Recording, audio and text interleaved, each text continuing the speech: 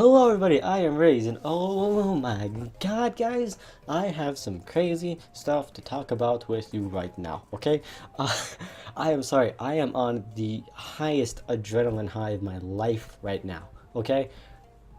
Unless you know this about me, I am a major Ghost in the Shell fan. I literally love every aspect. Alright, so I fell in love with this anime back on Adult Swim when I was 12 freaking years old. For 8 years, I've loved this anime, okay? I've seen every season, I've seen every episode, every movie, every remake. I have seen it all, okay? I am emotionally attached to the Major, basically, alright? I love her, her character, everything. Now, this does not make me any kind of freaking expert or anything, okay? And I just got back from seeing the movie, so major spoiler alert in big pink bubble letters, okay? Spoiler alert. If you want to see the movie and you care about it and you don't want me to tell you, turn off right now. You can't say I didn't warn you, okay? Because, oh my god, guys. And I will say, I was very skeptical, okay? I heard they were making this movie a while ago, and I was like, is it going to be like an actual movie? I don't know if it's going to be like an anime, or I don't know if it was going to be like a remake. I didn't know anything. And then I heard about Scarlett Johansson being the lead role, okay? And I will admit, I was one of those people who was like, why would they choose her? It's a Japanese anime. Why would they choose Scarlett Johansson? I was on the fence. Some people are like, whitewashing. Okay, and I will touch on that more later. They thought it was messed up that they chose a white character for the role. Others thought it seemed to be good. Scarlett Johansson being an active, strong lead female seemed good for the Major. Believe me, the Major's a strong lead female. Let's get that right out of the way. Even to the point where people were like having bandwagon tags about it, like about boycotting it, and people are passionate about their opinions. All right, I will respect that. People will go to the ends of the earth to hold fast to their opinions, and that is awesome. So I'm using my amazing right of freedom of speech and opinion right now. So please understand, this is all my opinions and how I feel about it as someone who's grown up with Ghost in the Shell, all right? And with Scarlett Johansson. Like, I've seen most of her movies. Even the bad ones. If you think there are any bad ones. Anyway, getting down to the point, I already said spoiler alert, so I'm sorry. I am just everywhere, guys. I don't know if you can tell, but I am just off the walls jittery about this movie.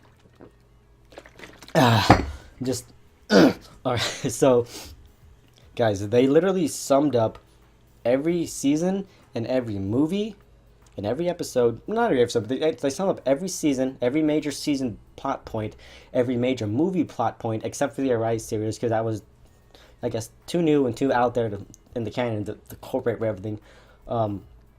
Basically, while having a completely original, intact plot story for this movie. Like, the plot was completely original, but they kept aspects and details and pieces of the complete Ghost in the Shell canon, Arise being, the only exclusion. And I can't tell you how appreciative I am for that, because that shows you that the people who came up with this movie and the storyline and everything and the characters and every little piece were truly invested in it. Like, they cared about the project. This wasn't just another movie to them. They cared about the show. They probably watched it growing up. They probably loved it just as much, right? And they wanted to put as much as the original anime in it as they could, while having a completely original plot, while being able to expose it to a completely new, group of people who have never even seen the anime. For the small group of people who know about it, they were like, hell yeah. Freaking this anime that's, the movie came out in 1995, almost 30 years ago. I'm horrible at math. I'm pretty sure 30 years ago. Right? There's a small group of people. Anime is huge. There's a lot of anime out there, right? But the fact that they brought it, with an A-list actor who everybody knows, right? And with a completely brand new plot, brings in a gigantic new crowd of people who can fall in love with the story because they know the actor. It's a big actual motion picture with actual funding of a big, production company. Do you understand what I'm trying to say here? Like, they're able to bring in all the old people who love it and bring in a complete new fan base because of, the original plot. You don't have to know the animes to follow it. You don't have to have ever seen Ghost in the Shell in your life to be able to follow this.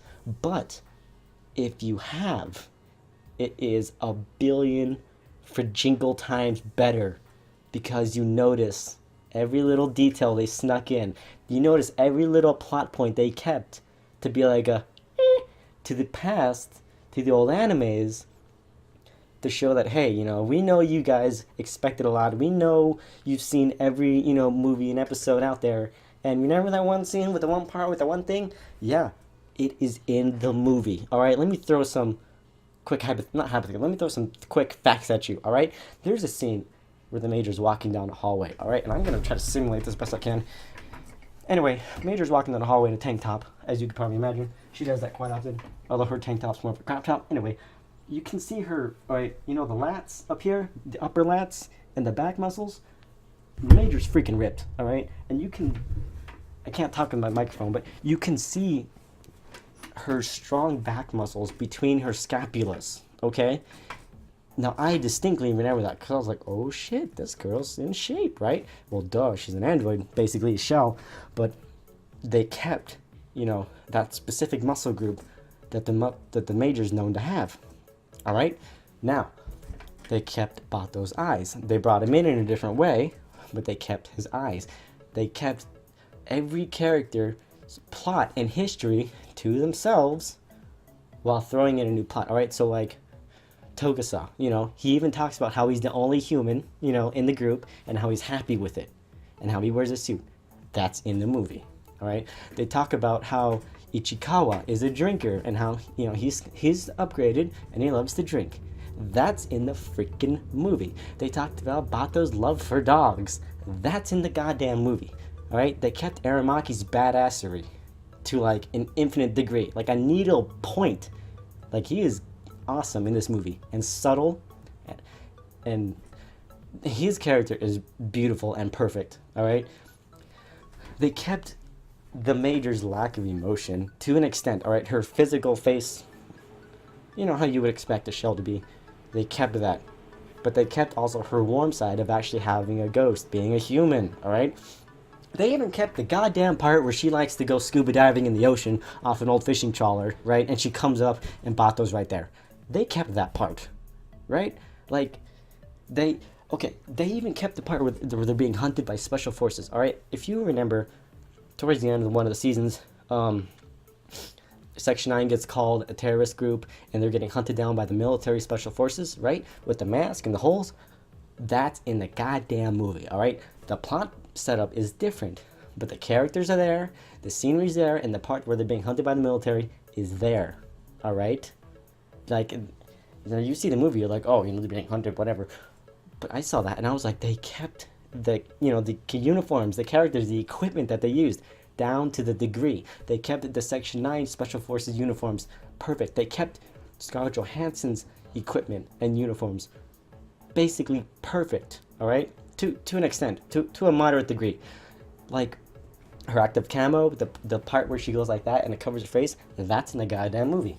You understanding how I'm talking about? How every little aspect, little winks from the anime are in the movie, guys. They cared about this. They really cared. And my brother's getting out of the shower right now, so he's probably going to come in, and I hope you don't mind the interruption. I didn't even talk about the part how all of the cybernetic parts in the movie are completely real cast props. They didn't CGI the Major's body. They didn't CGI the dolls that take the hostages. Those were all real. All right, Adam Savage has a video on the dolls and how they open up and all little intricate pieces. That stuff is all real. Do you know how much money and effort and love they had to do to make all that stuff? Are you kidding me? He loves the show too, but oh my god, guys, the tank fight. All right, we all know what I'm talking about. The tank fight is in the freaking movie, right? Her charging at it, and active camo, ripped off clothes, peeling off the tank lid, and you could see like every muscle and like vein in her arm is like straining, and she's like, that's in the movie, right? Even the part where she rips her left arm off, right, off at the stub, the stub, where she rips it off and falls off the tank. That's in the movie. Do you understand? I could show you a scene here. Here will be probably a picture of the 1995 scene, and if I can get one, here's one in the movie. If not, you'll just have to look at this one. But right, they are almost identical and both absolute perfection. All right, they brought in the character. Oh, what was his name? I forgot. Towards the one at the end, I think it was the movies or the season, right, where it's the guy who's bringing all the refugees and he starts his own net, and he's in a shell, and you know what I'm talking about, and they're hunting him. He's there. All right, they kept his character, they kept who he is, they changed parts of the plot to make him, you know, to have that character be in the plot. So his plot's different, but his character is the same, and he's even trying to convince the Major to join his net, just like he did in the series. I literally can't tell you how freaking amazed I am. This is my new goddamn favorite movie, right? And I was coming at it with a lot of experience from Ghost in the Shell. I hauled my ass home. I called my friend Sam, and I like talked her ear off about this movie. Like I was telling her about everything. I spoiled the goddamn movie for her, and I'm so sorry, Sam. I'm sorry, but I had to call someone, and I knew I could call her, and I knew I could ramble about it and completely just tell her everything. And I had to tell somebody. I had to make this video. I got home like 2 minutes before I made this. Ooh, so sorry about that. But just, guys, it is amazing. If you've ever truly loved the anime, if you love the Major, go see the movie. I can't emphasize it enough. Don't fall into the, oh, you know, she's white. You know, she's supposed to be Asian. I guess we should talk about that part now, because I did a lot of research, right? I got a master's degree in Google research, in Google looking up, all right? And gotta take a breath. Let's throw some factoids at you right now. The creator said he never intended the character to be white in this movie, all right? Keep that in the frontal lobe of your brain. He also said Scarlett Johansson was the perfect pick for the actress for the movie. After seeing it now, I couldn't agree more with you, bro. With the creator. I couldn't agree more. Now, let's talk about some other stuff. Some people say the character's Asian, she's supposed to be Asian. Alright? Yes, parts of her are Asian. In some movies, she can be considered Asian. In other movies and series, she can be considered Caucasian. Alright? Now let's think about why. Because she has a shell. Alright?